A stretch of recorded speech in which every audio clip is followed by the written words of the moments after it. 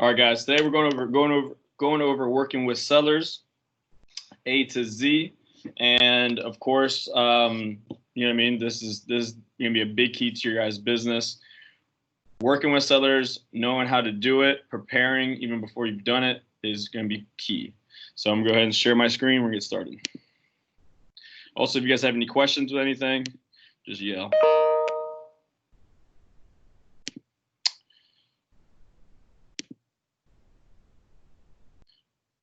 So, of course, with anything that we do, is my screen being shared right now?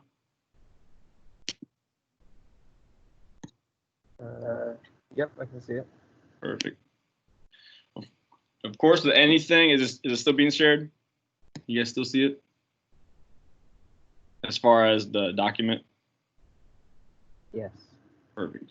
All right. So, of course, with everything I always say, we have to be prepared even before the situation even occurs, okay? The last thing you guys want is to have somebody that's willing to list his properties, but you guys have no clue on what's going on. And like I said, everything, first impressions, everything, okay? So even before you start trying to list properties, we have to be prepared, okay? So being prepared is literally knowing your job in and out, okay? Know every step of the transaction. You need to know what it takes to actually sell homes. What are the key factors on pricing? Key factors of knowing how to talk to the clients. Know how to consult your clients in the correct manner. Okay, it's gonna be a big key. Know your market. That's always huge. Okay, I always say you have to start becoming a real estate expert like now. Know your market. Know what houses are selling for. Know what's the average days on the market. Know the hot areas. You need to know right here. You need to know what's considered an overpriced listing, because right now is a hot market. If you still overprice it, it's still not going to sell. Okay, so you need to know, like, all right, this is pushing it. This is the price, and if we're pushing that fine line of being overpriced, we need to know that. Okay. And the only way we're going to know our market is literally by checking on the MLS every day, 30 minutes a day, looking at all the new listings and seeing what's been selling, okay, on that daily hot sheet. This is going to be big. Have your website up and running, okay? All you guys that don't have a website right now, get it going, okay? And just don't have it up. Like, we need it to look really good, like the best it could possibly look, okay? If we don't have a website up and running, like, we're fighting an uphill battle, okay? Because the first thing, especially for listings, like, the first thing they're going to do, they're going to start doing some research on you, okay? They're just not going to let anybody sell their house. So if we don't have a website up, they're going to be like, is this person really in the business? Are they good at their job? So we need to have your website up and running, and most importantly, have it looking phenomenal. Have all your other real estate profiles together. I mean, Zillow, Realtor.com, Facebook Business. Be able to be found, okay?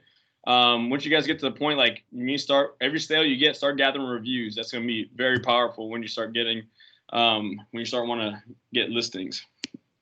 This is a big one, and it's kind of my pet peeve. Have your listing presentation put together, okay?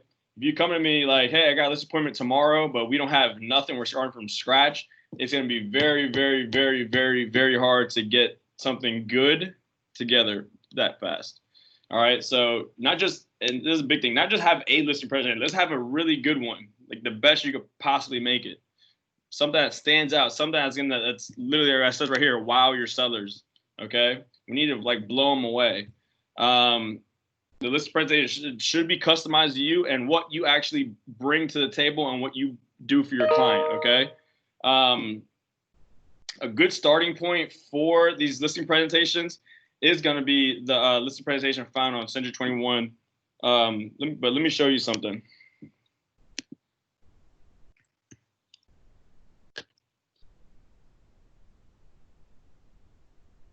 You go on 21 online, obviously sign in and stuff.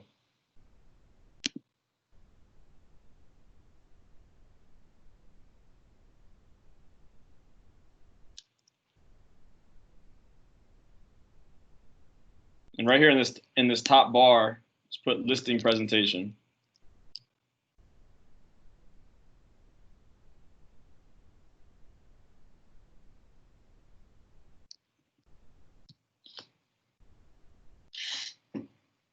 And there should be a downloadable version.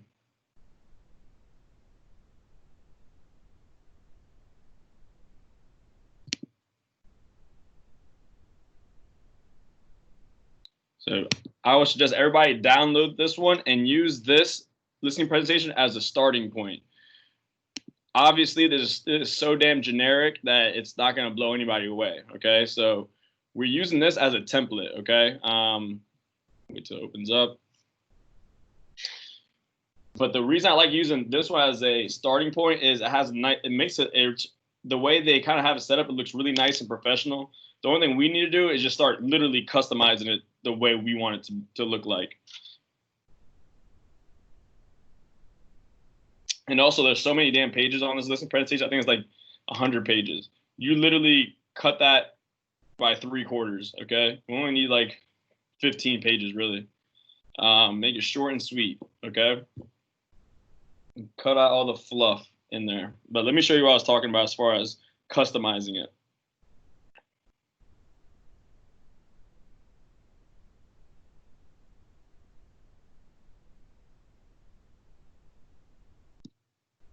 So it will pop up like in a general Word document.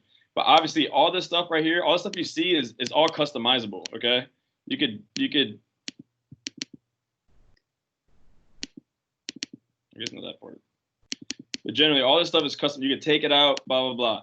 So what I like to do, you see how they have nice decorations and looks really nice with this formatting and stuff like that. I would literally just use the artwork here and then start creating your own listing presentation. Like for this, like I would take out all that stuff, because you could literally just start putting your own stuff in here. Take that out and start putting exactly what you do for your marketing, okay? That's what we need to do. Keep this decoration and put what you do. Obviously change your picture and stuff too. And then as you see right here, it's like 54 pages. Let's make it 10. 10 quick to the point, really good pages that we need to know, okay? And we're gonna go over some of the things that you should have on your listing presentation. But obviously this one's all right if you're like in a rush, but we literally need to wow these people away. So see which ones look good, see which ones you think you could keep.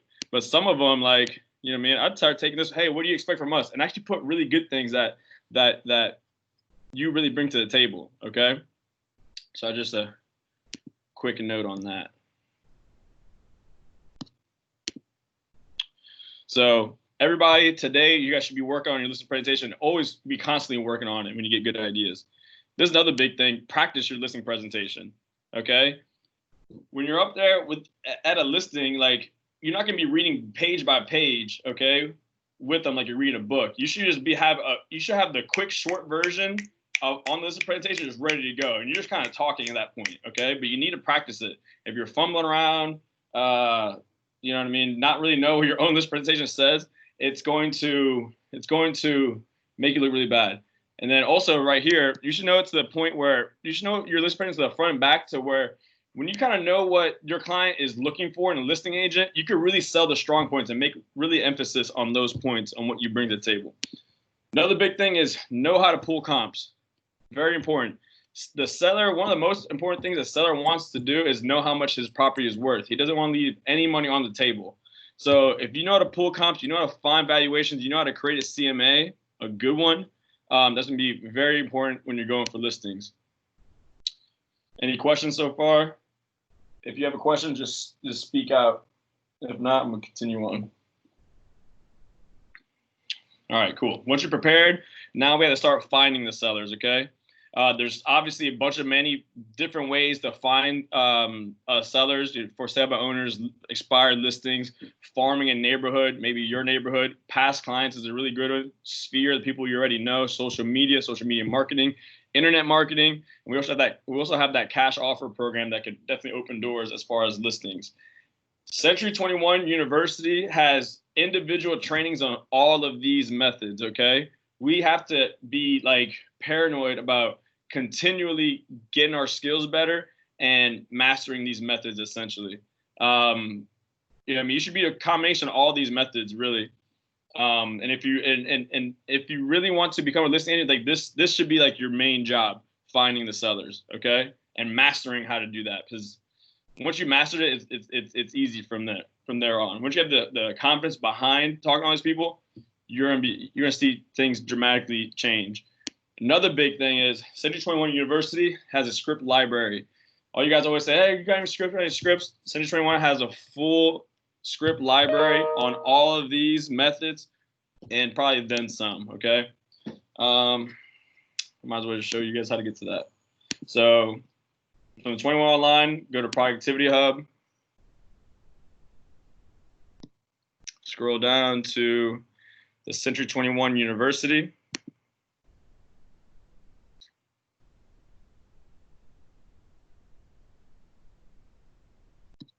And then right here, you see script library, right on the left-hand side. Click there, and it's self-explanatory. It has a bunch of different categories you can choose from.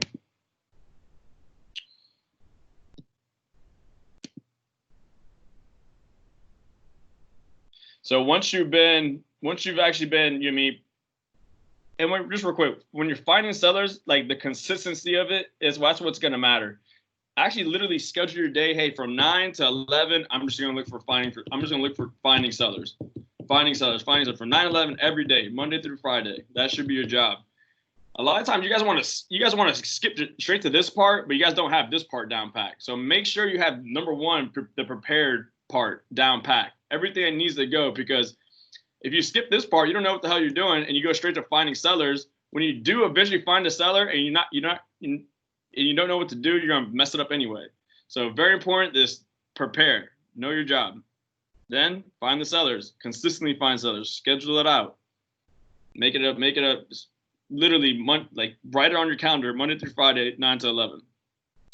Eventually, after you've been prospecting, you've been getting good at it, you've been doing it on a consistent basis, you're gonna get in contact with people that are interested in selling their property, okay? And then you have that initial conversation. That initial conversation is so crucial, okay? And that's why I said that the preparedness is so important, because if you blunder that initial conversation, that initial talk, you guys probably aren't going to be able to set up that appointment, okay? So when you get that initial conversation, like either you got to feel it out, see if this somebody that's ready to go right now, and if I can set up a listing appointment. If not, is it somebody I can follow up with to set up a listing appointment later, okay? A good way to set up a listing appointment is I say this every time. Hey, man, I'd love to show you everything I do for marketing and what I could do for you. What would be a good time this week for us to meet? Okay, we're kind of laying it out there, but we're kind of enticing them. Hey, I want to show you exactly everything I could do for my marketing, and then what I could do for you and your property. Maybe add something in there. Hey, I'm telling you, you're gonna be very impressed. When do you think is a good day we can meet this week? Okay, we have to get good at being able to set these appointments, because talking to them doesn't get the job done. Talking to them over the phone and text messages isn't even a job. Being able to talk to them in person, that's when it really starts making a difference. So get good at setting the appointments. And literally, I just say this every time. Hey, man, honestly, I just really love to show you exactly what I do for my marketing and what I could do for you. And I'm telling you, you're going to be very impressed. I helped a bunch of people just like you. When do you think is a good time for us to meet? And then let them kind of decide, okay? So once they finally, said, yeah, let's meet on Wednesday, okay? Then now this is when the research portion happens, okay? We want to come in here. We want to come into these listing appointments fully prepared on everything, okay? Because just because we got appointments set doesn't mean we're gonna get that listing. This research part is probably the make it or break it part really, because if we come in there knowing everything ins and outs about that market, that house, that neighborhood, and you could show that and practice what you've researched, and you could communicate that. That's most of the time that's the difference maker. Whoever knows the market best. Okay, so don't try to like wing this part. Take your time. Take like a full day, especially if you're new. Take a full day to study everything. So obviously we need some information. So we need the address, obviously, neighborhood, square feet, rooms, bathroom, lot size, and any other noticeable features. Okay. Sounds like a lot, especially if you haven't even been to the property. But a good rule of thumb is to look for the property on the MLS when they bought it, okay? Most homes have been listed on the MLS before, unless they're like brand new, okay? So the good thing about that, it will show us all the stats on the house. It'll show you pictures, what it looked like when they bought it, so you have a good idea on what's going on. And you know how much they bought the house for, which will make a big deal when you kind of think about price. So there's a big thing for any property, even a property that you're looking to helping out your buyer. Look at prior listings, see how much people have bought it for. This should be a good rule of thumb for everything. Always pull up past MLS information. What I like to do also is look up the property on Zillow. I like to see, everybody always talks crap about the Zestimates and stuff like that. I honestly kind of like them because most of them, they're not, everybody says they're way off. They're honestly not that off. They're getting the same information that we're getting. The only time they're off, I think, is just if the property is out in a rural area, or if it's been listed recently with a crazy price, it'll kind of adjust that. But if you pull up, old listings and find this estimate on there, it's pretty accurate. But the good thing about it is I just want a ballpark on where it could be selling. We just want a ballpark. Just make sure we're somewhat in the range. Once we do that, then we need to start finding your own estimate of the value of the property. So this goes to, pulling the comps, seeing what's sold in the neighborhood. Okay, I like to stick. So these are my rules for pulling comps, which we have to get really good at doing this stuff. That means making adjustments and all that stuff, but that's another thing we have to tackle. So for my rules, essentially, we're gonna be in the same subdivision, the exact same subdivision. I don't care if there's only one past house sold. Hold on, let me add this in there. Within 6 to 12 months. So I'm looking for the exact same subdivision. The reason I do the exact same subdivision is because most of the time, these subdivisions are all pretty much built at the same time. The house is going to be 1 or 2 or maybe 3 years difference. They're all going to be pretty much the same caliber, all going to be pretty much probably the same builder, honestly. And they're all probably going to look alike. Okay, that makes your job so much easier, literally 10 times more easier. I don't care if there's only 1 or 2 within the last year. Like, use those comps. Those are going to be the best comps you could possibly have, honestly. Obviously, if it's not in a subdivision, or if it's, there's a really small subdivision, we would just use a radius. I wouldn't go more than a mile. Mile radius is probably max, but obviously, you go 1 street over, it might be a totally different neighborhood, okay? So obviously you put this in the search results, and only you look at sold. So we're not looking at actives right now. We're not looking at actives. We're not looking at pendings. We're only looking at solds, because we need to find out the actual value of the property right now, or at least your best estimate on what you see from the surface.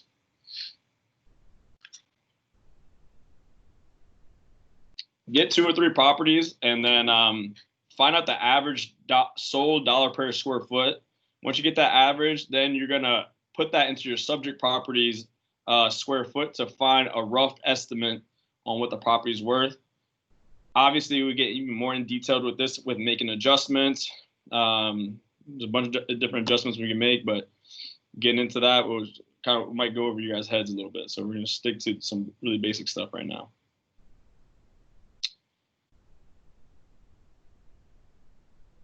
So once we actually find what you think the actual value of the property is, now we have to create a CMA to find out what's the competition of that property, okay? So say for instance, we are looking at what's actually sold, and you think the property is worth $200,000. It's just a normal house, okay? That would be perfect, but also we have to see what else is out there, okay? Because at the end of the day, these listings, it's all about a beauty contest. Who's the best looking house for the lowest amount of money, okay? So with that said, if you think this house is, 7 years old for $200,000, but they have a 3-year-old house for 210, 215,000, or maybe just 210,000, who do you think these people are going to buy first? The newer house for 210,000 or a 7-year-old house for 10 grand less? Most of the time, they're going to go for the 210,000. They're going to spend that extra little money to get a newer house. So that's going to put in a factor on your pricing strategy and your decision. Say if there's 2 homes, pretty much two of them are 200,000, 200,000. Yours is normal, but this one has a couple cool little upgrades and looks really good. We need to know that stuff, okay? Because it's going to play a difference on who's going to choose what. If we don't price it correctly compared to the competition, then we're just in a waiting game. See, all right, that one has to sell, that one has to sell, that one has to sell. Now we're finally up. Sorry about that.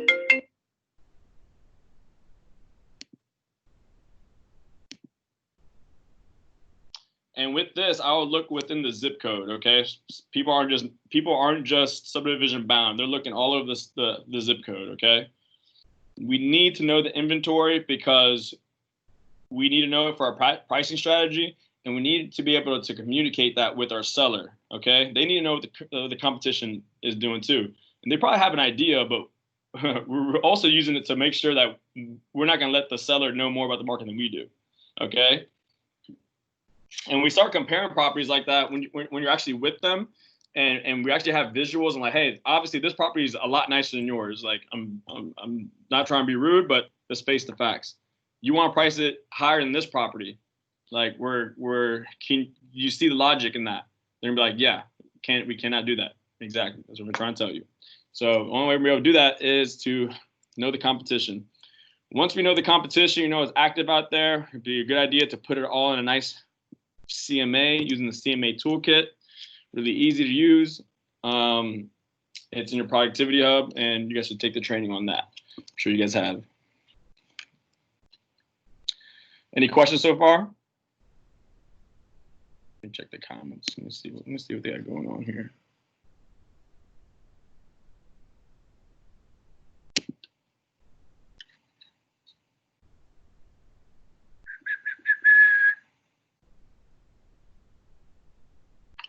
Perfect. All right. So once we do all of our research, make sure and let's be really confident with this research. You should get to the point like you just know things like memorize essentially. I'm telling you, this is gonna be a very important factor when you're talking to the person during the listing presentation. So after you've done your listing research, now it comes to actually meeting the seller and kind of laying it all on the line and doing a listing presentation and putting yourself out there and letting them know how great you are. Okay. Everybody's listing presentation will be different. Okay. Obviously, everybody has different styles. Everybody's gonna have different material in there. I'm gonna show you how I used to do them, and I had really good results with it. So when I'll get to the seller's house, I'd always get there on time. Obviously, I shouldn't even have to say that. And immediately, like I want to meet him and then have him show me around. I'm like, hey man, give me a tour of the property. And the reason I would do this is because it gives me a chance to kind of connect with the seller a little bit, have normal conversation, maybe try to connect with them a little bit, look at the house. So I could look at the house and I actually haven't been in the house and maybe make adjustments in my head to that listing price I was thinking about. If he made a bunch of cool, it looks really nice, and he redone something, I'm calculating all that in my head. Also, a big thing, it lets you settle down a little bit. That's gonna be huge, because obviously, like, you guys are gonna be a little bit nervous. It's nerve-wracking meeting anybody new, honestly. So when you get there, it allows you like compose yourself and start figuring out what you have to say in your head. But we're touring around, we're looking, we're talking, blah blah blah. He's showing us the house. He's really excited about it. But in our head, we're kind of going over what we need to say. Once we're done touring the house, I always ask the seller this: hey man, where can we sit down so we can talk business? I like to always say, let's talk business, but we're getting down to business now. All right, we're all fun. It was all good. Like, we're connecting, maybe cracking jokes. But now it's time to get serious, because my job here is pretty much to get this listing. Okay, I'm in an interview now, so let's get down to business. The points I cover, during my listing presentation, and this is also a side note, I usually just mail my listing presentation over to them the day before. So that way I'm not even coming in with anything. They already have the listing presentation. The only thing I'm doing there is just communicating, a quick communication on what that listing presentation does, a quick overview, but I'm not reading anything. You're not going to see me like reading like a book in here. Like, this is this. You're just going to see me just talking. I'm just talking. Okay. I'm just presenting, literally presenting. Okay. One is to make you look a lot more confident. Two is to make you look like a professional, like you've done it a million times. Three, they're actually gonna pay attention to you more, because if you guys are just reading along together, they're not paying attention to what you're saying, and they're probably not even paying attention to what's on the listing presentation. Okay, my talking points that are in my listing presentation, but I just communicate them out loud, is my communication I bring to the table, the presentation, which is talking about, you know what I mean, the presentation we need to show the possible buyers through a couple different methods, my marketing that I individually do combined with Century 21 for the property, which entails print, social media, online, MLS marketing, open houses. You need to start anything you can do that get possible buyers, let them know. And then this is very important that people always forget, is like, what do you bring to the table? Okay, make sure you put that part into your listing presentation. Make one segment about you and what you bring to the table. All right. Hey, I'm an aggressive marketer. I'm one of the hardest workers in this business. Let them know what you personally bring to the table. Very important. And then last but not least, probably the most important part is going over the market. Like it says right here, the market portion is very important. It's going to show the clients how much of a professional, how much an expert you are in that area. Okay. There's a time where you either give them that CMA, or what I like to do is I honestly would just bring my laptop to listing presentation, and I'm gonna pull up all the comps that I saw and all the competition, and we're just kind of looking over the computer together. Okay. That way I have full control. If they want to see additional pictures, we're fully in there. And I'm going to spend a good portion of my listing presentation on the market, because that's literally what the sellers care about most. Okay. All this other stuff I was saying, the communication, presentation, marketing, that's kind of like, all right, cool. It's giving them confidence. It's giving them confidence. All the bells and whistles. It sounds good. It's awesome. What they really care about is, hey man, how much money is my house worth? What's it gonna sell for? How much money am I gonna make? At the end of the day, that's what they care about. They want to know that because they want to make sure you know your market, because they don't want to leave any money on the table. Okay, if the house is worth $200,000, they don't want to sell it for $198,000. They want to sell it for $200,000. Okay. During this portion, like I said right here, this gives them supreme confidence. It makes you look super, super good. I like to tell them how much the property is worth, how much we're going to list it for, and then how long will it take to get an acceptable offer. Okay. So say I think the property is worth $190,000. I'm going to tell them, hey man, I think we can sell this property for $190,000. I think we should list it for $195,000, and we'll probably get an acceptable offer within 7 days. If we start calling shots like that, they're like, man, this person really knows what's going on. He even told me a time when we'll get an acceptable offer. Okay. If he has a rebuttal against that, as far as like, oh, what if we could try this? I always tell him this: I do as you say, but I tell you what I think. That way, I kind of let, and it's also going to be part of my pricing strategy as well. If they kind of want to overlist the property more than what I think it's worth, I kind of set in the tone on what the house is actually worth. We could try something out just for a little bit, but at the end of the day, if it's not working, we have to go back to my price. So it's kind of embedded in there, and then we could kind of work that way in once we actually get the listing. But this is very important. This is probably one of the most important parts right here. Let them know what the property is worth. how much to list it for, and when they're going to get a good offer. Okay, we're taking charge. We're leading the client. We're the professionals here. We're holding them by the hand, and we're about to go on a journey with each other. Okay, you're the tour guide here. Okay, if they want to take a little detour, they can, but eventually we have to take them back on the pathway and show them the way to the promised land. Oh yeah, I forgot to mention this. It's a good habit to have a printed out listing agreement with you on person. Okay, you don't need all the other required paperwork. The most important one is that listing agreement. Once they sign that, then they're your client. Bring that one with the commission on there already, with a blank list price. Okay, because the best thing that you possibly do is when you have them kind of sold in there in person is to have them sign the paperwork right then and there. Obviously, sometimes people they want to think about it and they want to maybe interview other people, but a lot of times you get them right there in person. They're like kind of in the moment too with you.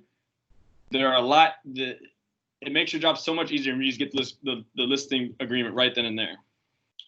So a great way I used to close sellers would be, kind of talk about the markets. I'll call my shot, say, hey, I think we should list it at 195. We'll probably get it closed. We'll probably get it, an acceptable offer at 195 with $5,000 closing costs in 14 days. They might say, all right, cool. All right, you think so? What about we list it at 200 and just kind of and feel it out? What I say is like, yeah, if that's something you want to try, like we could definitely do that. But what I like to do, I like to work fast, and then this kind of goes to my closing. I like to work fast. If you guys want, I could get my professional photographer out here tomorrow or whatever you think he could come out there and I honestly have everything we need to do and have this property listed up by this weekend. What this does is we're kind of leading them to what we're trying to do. We're getting like little mini commitments. So if they say, let's do that. That's when we hand out, all right, this is the first thing we have to do. We have to sign this listing agreement. Okay. And most time when we start getting these micro commitments with them, they're gonna most of the time be just ready to list right then and there. Okay. Obviously they're gonna read the listing paperwork. They might have some additional questions, but you guys get the trajectory we're going to. We're leading the way. Okay. We're setting expectations. We're setting a time frame. I sign up right here. He's gonna bring his photographer out here. Or we're gonna do the consultation. You mean today or tomorrow? He's gonna bring a photographer, and then we're gonna have the property listed up by the weekend at 200, like we talked about. But if need be, go back to 195.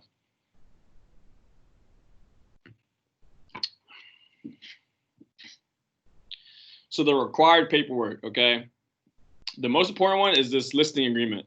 So the only thing that really matters, honestly. So that's the only one I'm really concerned about. All this other stuff right here, we get, within the week or within a couple weeks. So without the listing agreement, like I said right here, nothing else matters. Property disclosures. The property disclosures is that questionnaire that you guys probably seen that says what's wrong with the property, yes, no, or unknown. That's gonna be very important. In Florida, I don't think it's required, but most other states actually required. It lists any defects. HOA disclosures. That's gonna tell them, how much the HOA fee is every month, whatever other question they might need to do. Very important. Seller's pledge. That's something the Senator 21 carrier does. You can use that if you want. I don't really think it's very important. Lockbox authorization. That gives you, authorization to put a lockbox on the property. Sign order allows you to put a sign on the property. And then this is very important, the data input form. So that's it's going to be a big, long form with a bunch of questions for you to fill out so your listing coordinator can input the listing into the MLS. All this is found in the listing packet in .loop, okay? I'm going to show you a quick example of that data input form. It's a lot of information. So,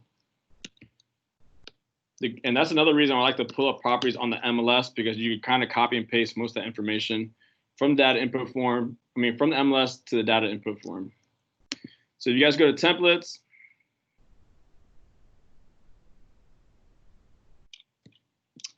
Go to the listing packet right here. That's where we have all of our listing forms. So this is the listing agreement right here. So that's the most important one, okay? The data input form is this residential data entry form. I want to show you a quick example. I want to show you how detailed and how much information. This sometimes gives you guys a lot of problems. Anything you don't know on this, either contact me or actually just contact me. So it's pretty much all that stuff that you see on the MLS, all those random information that you see on the MLS. This is how we put it on there. So we're gonna have to ask all that: list date, list price, expiration, blah blah blah. Anything you see on the MLS, this is how we get it on there. It just doesn't magically appear on there. Somebody literally has to tell us to put it on there. Okay, there's 13 pages. Pretty long. Okay, so it'll take you a little bit. And also, some of the questions that you don't know about it, it's totally fine to ask the seller, okay? But just don't ask them stupid questions.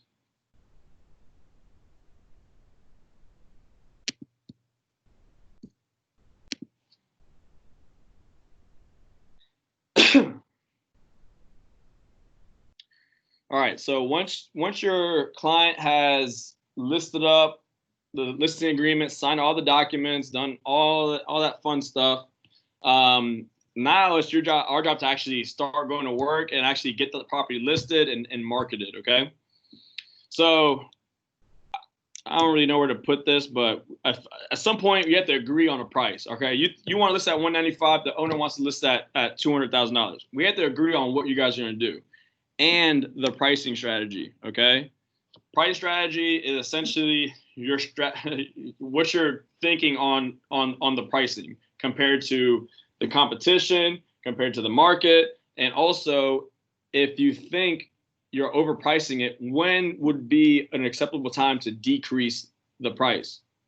Okay, so say for instance, they want to list at $200,000 and I want to list at $195,000. I would tell my seller, okay, yeah, hey, man, we could definitely try it at $200,000, but hey, if we're not getting good showings by week 1 or week 2, let's drop it down to $195,000 by week 2 maximum. That's a pricing strategy. We're kind of setting up a path on what you're going to do next, okay? Also, a really good pricing strategy is to measure how many showings you're getting. If you're getting 10 showings but no offers, like your pricing's a little bit off, all right? But you're close. If you're getting no showings, then you're way off on the pricing. So like let that be known like up front when you're talking to the your seller, okay? That's part of a pricing strategy. Hey man, we've gotten 10 showings but still no offers. Generally on my listings, if I've gotten 10 showings, I probably have 2 offers coming through. So that pretty much tells me we're close to finding the right price, but we're a little bit off. That's pretty much the exact talk track I would tell my sellers. This is very important right here. This kind of sets you apart Being able to consult your seller for the correct presentation. Okay. So all the necessary changes that's needed to make the house sell faster, like decluttering, cleaning, cutting grass, doing some landscaping, painting little things, fixing things that you think would help. Okay. Obviously, we don't want to consult to a point where we had to keep the house off the market for 3 weeks because you told them to put a whole new fence in or something like that. Okay. As far as fixing things, make it little small things they could do in a day real quick. Okay. Decluttering, they could do it in a day or 2 days. Cleaning, a day or 2 days. Cut the grass, a day. Things that we could get on the market. Does not make our job harder than it already is by waiting 3 or 4 weeks. But this is very important. Consulting them. Letting them know, hey, at the end of the day, we're in a beauty contest. We have to be the best looking house out there for the best price. All right. If without having the correct presentation, it's like me coming out without my hair done or whatever. You know, I look like a mess. All right. So very important. Do not be ashamed to let the client know what they need to be done. It's like going to the gym. You don't get a personal trainer just for them to tell you like, all right, man, keep doing the same thing you're doing. You're doing great.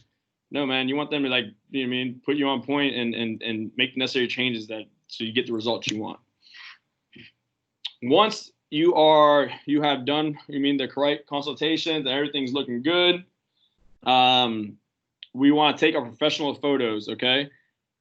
Always, always, always, always, always use a professional photographer. These people are, you're charging these guys, you know what I mean, 3%, man. Like, spend the extra $200 to get professional photography. It's gonna make a hell of, one, to make the property sell a lot faster. Two, it's gonna be a hell of a difference. Three, it's gonna make you look good as your product. Like, if you're charging this person $15,000 and you're gonna take iPhone photos, no, man, that's not acceptable. And I'm sure you guys seen all those photos on the MLS. That just look horrible. Okay, don't be those guys.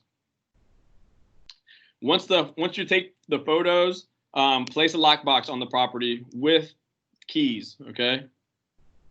Don't put the lockbox or signs before you actually get the photos, though. Okay, because you're gonna get fined by MLS if this shows up in the photos. Create your showing instructions on showing time. So if you guys don't have showing time, look in the MLS on those additional links. Showing time is the app where you schedule showings. And then if you have listings, showings will go straight to showing time and pop up on your phone. So you don't have everybody blowing up your phone all day. And some of you can say accept or deny. And it tracks everything as well. So you know who's exactly coming into your house, your client's house, and you can ask for feedback and stuff. Place the signs. To get signs out there, go to Dotloop. Fill out that sign order form. Century 21 takes care of all your signs. They will go out there and place it, and it's all free. All right. So put the property on the MLS. So fill out that data entry form like I just showed you a little while ago. Then email that to your office listing coordinator. Okay. So for Sand Lake, it's Alfonso. For Dr. Phillips, I think it's Lindsay. So on and so forth. Okay, just get whoever is in charge of your office and just ask them, and they'll point you in the right direction. For my office, it's Alfonso. So whoever's in my office, email Alfonso the data entry form and all the real estate photos that you've taken. Okay, he's the one that's gonna put all that stuff in there for you and upload the photos. Okay, and he's gonna put it on Zillow, Trulia, Redfin, like the 300 real estate websites out there. This Century 21, we're like tentacles. It's all over the place. But on top of that, sometimes it doesn't connect, okay, to all the major portals. So make sure once it's on the MLS for a day, make sure it's showing up on Zillow, Realtor.com, Trulia, all these major websites. Definitely make sure, because sometimes it doesn't connect, and then you're wondering, well, hey man, why am I not getting any action? It hasn't been out there at all. Okay, so definitely check. That's like a must do. On top of that, I want you guys to do additional postings. Okay, so that means posting on Craigslist, posting on Facebook, post on your personal Facebook, post on Facebook Marketplace. What we need to do is use these listings, like it says right here, to generate more buyers. Okay. So, and there's so many listing agents, they don't do this stuff. I guess they just get, comfortable. But post on Craigslist, have a Craigslist post so a buyer can reach out to you and inquire on the property. And they might not like that property, but we could get that, meet them, and put them onto another property. Very important. Same thing with your own personal Facebook page and business page. This one will allow people to see that, hey, I'm active, I'm busy, I'm actually doing real estate. Two, you might get a good buyer lead. And three, it's building out your whole profile page, okay? This is a really big one too. Post on Facebook Marketplace. Facebook Marketplace is like the new Craigslist, but it's a lot better, especially if your Facebook is built as a real estate profile, okay? If you post on Facebook business page and somebody inquires on it, they can instantly know how you look like, how busy you are, and it sets up credibility even before you guys even met. Great way to get business. Email blast your database. So everybody here should be using the CRM, the client relationship manager, to build up a database. Okay, build up the database of all your potential leads, all your past clients, and then you could easily get the 100 people that are in your database and send out an email blast. And that kind of does the same thing. It shows that we're busy, we're active. They might like the property, and we're staying in front of them. Also, it might be a good idea is to email your new listing to the whole company, agent roster, okay? They might have somebody that they're interested in. And very important, schedule an open house that first weekend, I would. All right, that first weekend is that's gonna be the busiest. So schedule open house right then and there because we literally need to use these listings to get more buyer leads, okay? Any questions? Let me check the chat box. Let me see. Tyrone? Where can we find a copy of the document you're reviewing in this session? I'll put in the chat box after this. Do you / the agent typically pay for photography or pass on costs? Just pay for it up front. You know, you're already charging 3% commission or 2.5%. Pretty damn expensive. Yeah. And it's only like $200. And also I forgot to mention, Century 21, we have a photographer kind of like on staff. He teaches that photography course next week on the 13th, and his price is actually really good. You can actually get a whole Matterport thing, that's like the new like walkthrough tour for like $250. It's something crazy. So you guys check that out. He's good. He's just a little slow sometimes.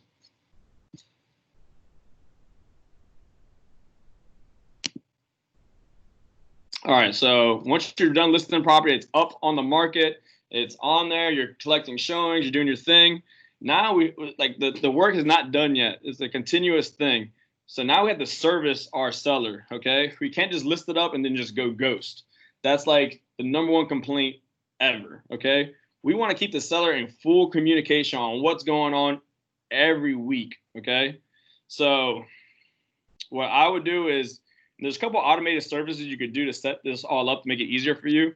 But at some point, let's text or call him, the client, every week on what's going on, how much action how much like activity, how many calls you've been getting. I don't care if it's good or bad. We have to let them know. If it's, hold on. Good or bad, okay? If you're not getting any action, let them know, man. I haven't gotten any calls. I'm not getting any showings, because that way we could build our case to get a price reduction. Bad feedback is good because we're building our case to get a price reduction, okay? But let them know, hey man, I got a bunch of calls. We had 2 showings this week. I'm expecting it to pick up over the weekend. Things like that. Showing feedback. So when other agents show your property, you should always try to get feedback from that. The seller definitely wants to hear what other people are saying about the house. And there's a way you could set that up. I think it's pretty much automatically through Showing Time. Showing Time will send them an automatic email a couple hours after they show the property to ask them, hey, what do you think about the property?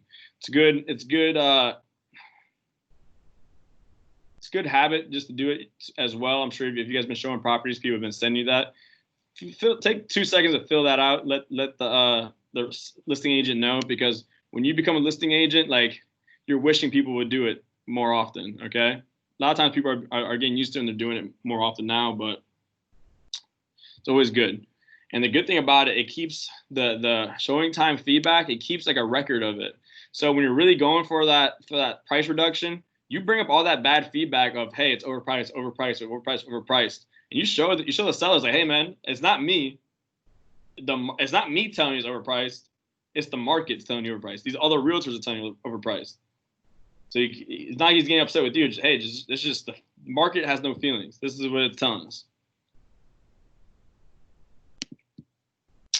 Also, set your clients up on the Golden Ruler. That's that tool we have that shows us all the marketing stats of each listing. Let me show you. So it's on when you go to 21 Online Productivity Hub, or scroll down so you can find it.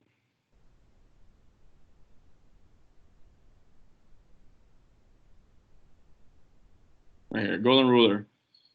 Provides robust dynamic seller reports on your listings, including insight on how often listings are being viewed. Let's take a look at it.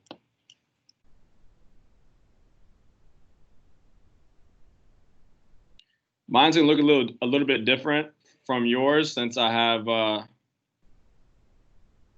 different access. It kind of shows us all the stats on how many views we're getting this month, visitor count, all this cool little graphs and stuff. And that's something we can share with our sellers, and they can get confused looking at this stuff. So you see, you know what I mean? So this is all of our different listings, some of our top listings that we have right now. A bunch of cool information. You guys get what I'm trying to say.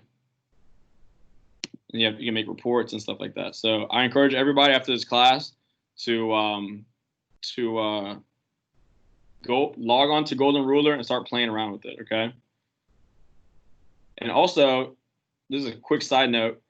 Each property has their own individual property site too, which is pretty cool. And this is something you can share on your Facebook and stuff like that. So for instance, this is our Agents Warren.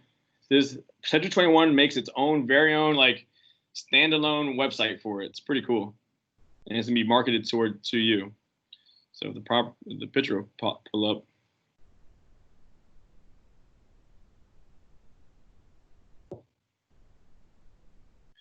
So something you could blast out to your database, something you could post on your social media.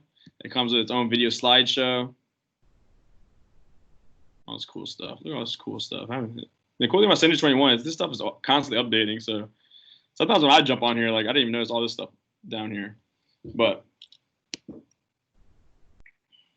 so set your clients up on the Golden Ruler. They can have contact with all that stuff. And this is very important. Monthly consultation. Okay, every month or however you guys set it up, depending on your pricing strategy, every 2 weeks, every month, like go over all the feedback and make adjustments if needed. Selling houses is like a lock, okay? It's like a what are these locks are called? It's like you make a little adjustment to the right, make a little adjustment to the left, make a little adjustment, and then you make enough adjustments, and all of a sudden the lock opens up and you sell the house, okay? Constantly make adjustments. If things aren't going right, like change things up.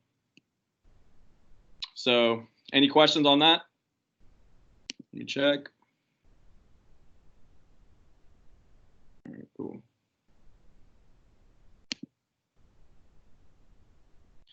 So eventually, we're gonna get, offers, and we're gonna find, we're gonna get offers, and we're gonna get an acceptable offer. Okay. Obviously, you're gonna be fielding your offers. Should probably note in there. Every offer needs to be shared with seller immediately. Okay. Don't just field offers and be like, just keep it in your inbox and not tell them because it's too low of an offer. I don't care how low it is. All offers need to be shown to your client no matter what, legally. So obviously, show your clients, get his feedback, let him know. Should write this in here too. I'll do it later. Share the offer to your seller, get his feedback, see what he thinks, let him know what you think, and then put a negotiation strategy to it as well. Okay. Hey, I think we could do this. I think we could do that. So we can aim for this and we can aim for that. Okay. It's negotiation. You got to kind of set it up to get that end result. So negotiate the contract until you get an accepted offer. Once you have once your offer is actually under contract, now your job changes from being a marketer to a manager. All right. Now we're just managing the transaction. We're making sure everything's smooth and ready to go. And we still keep weekly communication with our seller. Okay. Whether it's good, bad, or no news. You have no news, but hey man, I'm just giving you your weekly call or a weekly text, no news to report. That's all they're looking for. They're looking to just be in the loop on what's going on. Once you get your listing under contract, let your listing coordinator know that you have a pending listing so he can change in the MLS.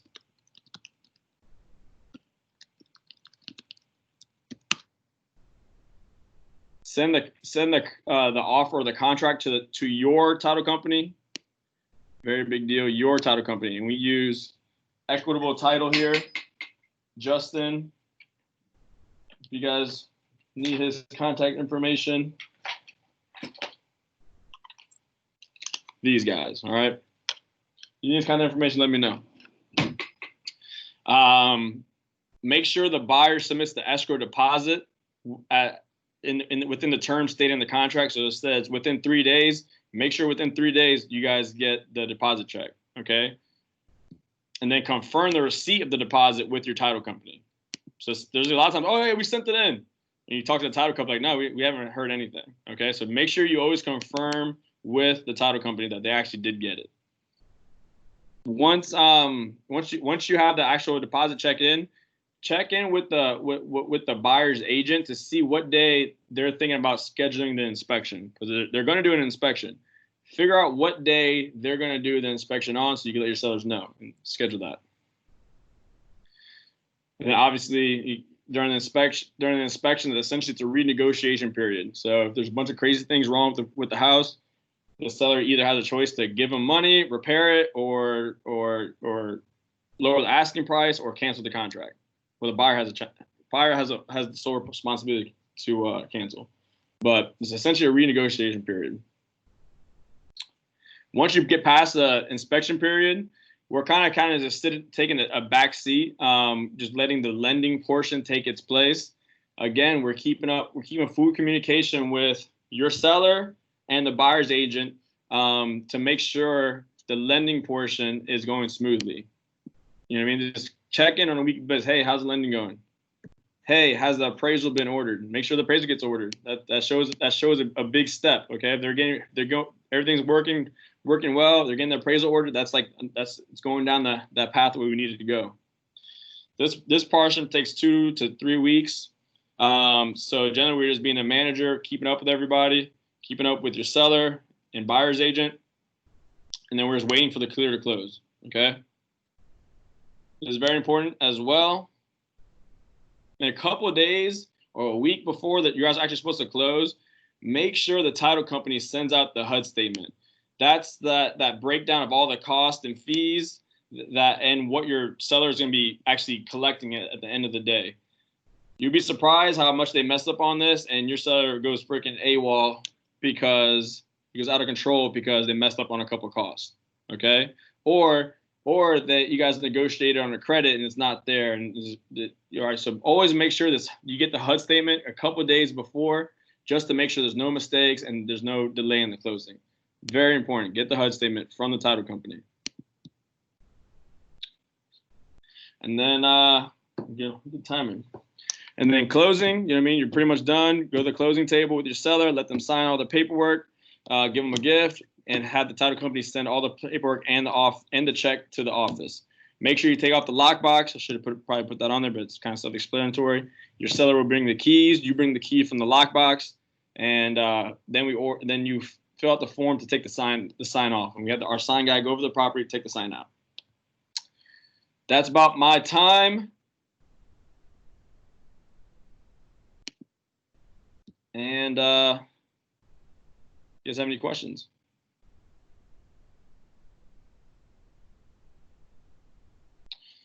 Good. So guys, I want everybody to, this most important thing of today is literally start working on your listing presentation and make it a good one. Because without that, and also start studying the market. Because without the good listing presentation, like you're not gonna have confidence to even start talking to people. So start working on listing page like now. Constantly work on it a little bit every day. Little things. Look up YouTube. Look up other people's listing presentations. Look on Century 21 listing presentations.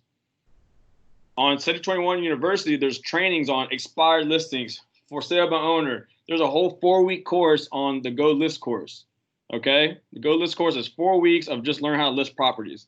Everybody should be, if you guys are serious about wanting to list properties, like take that training. Any little golden egg you get that can set you apart, that's what it's all about. Okay? If we have no questions, I think we're good, guys.